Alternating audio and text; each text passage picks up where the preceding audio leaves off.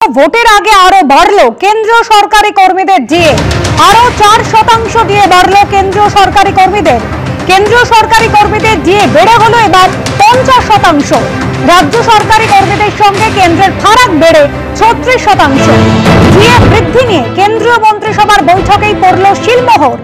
উপকৃত হবেন প্রায় 49 লক্ষ কেন্দ্রীয় সরকারি কর্মীরা এবং এই ডিএ বৃদ্ধির ফলে উপকৃত হবেন প্রায় 68 লক্ষ পেনশনভোগী।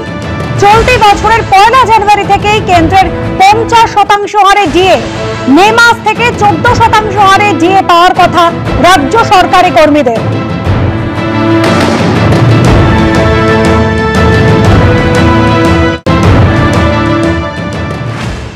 मंत्रिमंडल ने केंद्र सरकार के कर्मचारियों को जो डीएनएस अलाउंस मिलता है और जो पेंशनर्स हैं जिनको डीएनएस रिलीफ मिलता है, इन दोनों में 1 जनवरी 2024 से 4% की वृद्धि करने का निर्णय लिया है।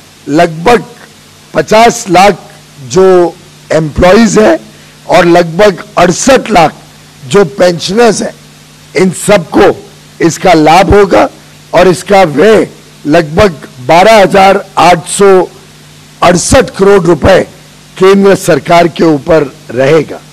अब डीए कुल मिला के 50% हो गया, 46 से बढ़कर 4% जोड़ के 50% हो गया। जो हाउस रेंट अलाउंस है वो भी 27, 18 और 9% से बढ़ के 30, 20 और 10% दिया जाएगा। ग्रेच्युटी की सीमा अब 20 लाख से बढ़ के 25 लाख कर दी गई है। আরো 4% হারে ডিএ বাড়লো কেন্দ্রীয় সরকারি কর্মীদের।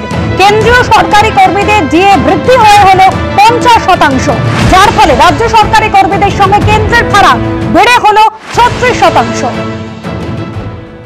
1 জানুয়ারি থেকেই তারা কিন্তু এই যে আজকে ডিক্লিয়ার করলো এটা মার্চ মাস, তাহলে এই যে মার্চ মাসে যদি মানে ডিএটা দেয় তাহলে 3 মাসের এরিয়ারটা পাবে, বকেয়াটা পাবে। মুখ্যমন্ত্রী যেই ডিএটা ঘোষণা করেছে বাজেটের সময় সেটা দেবে 1 মে থেকে, তখন হবে 14 হলেও কিন্তু আমাদের ওই 36% ডিএ বাকি থাকবে। যখন 17% ডিএ কেন্দ্রীয় সরকারের ছিল তখন আমাদের 3% ডিএ দিয়েছিল।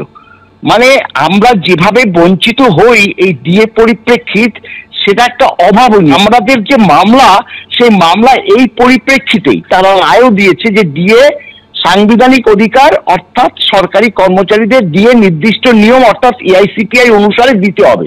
এখন সরকার সেটাকে ডিলে করার জন্য বা যাই হোক আইনি প্রক্রিয়ার মাধ্যমে সুপ্রিম কোর্টে নিয়ে গেছে।